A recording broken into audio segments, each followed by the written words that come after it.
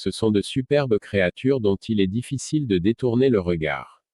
Pourtant, certains habitants de la ville de Pasadena près de Los Angeles ne peuvent tout simplement plus les voir, ni les entendre.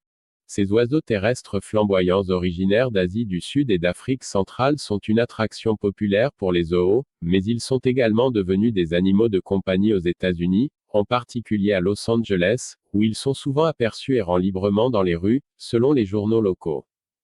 En raison de la pandémie du coronavirus et des confinements imposés, ces oiseaux multicolores se sont reproduits sans être dérangés, avec une conséquence, ils sont devenus nombreux. Bien qu'un décompte officiel n'ait pas été signalé, on estime qu'il y a des populations locales de plusieurs centaines d'espèces dans certaines parties de ce comté de Los Angeles. Daria Shumakova a emménagé à Pasadena il y a 1 an et demi et elle confie à un journaliste de RTL Allemagne qu'elle n'en peut plus, il me réveille le matin avec leurs cris stridents. Dès qu'il y en a un sur ma maison, je le chasse et l'asperge à l'aide de mon arrosoir pour ne pas le blesser.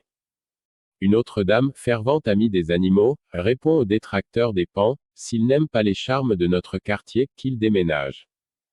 D'autres habitants déplorent les dégâts occasionnés par les paons, ils mangent les roses, détruisent les toits, laissent leurs excréments partout, attaquent les rétroviseurs des voitures, et occasionnent des dommages aux peintures des véhicules.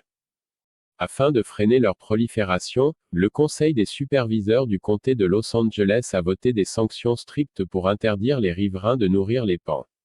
Ceux qui sont pris en train de nourrir intentionnellement les oiseaux seront condamnés à une amende de 840 €, et les récidivistes peuvent même être condamnés à 6 mois de prison.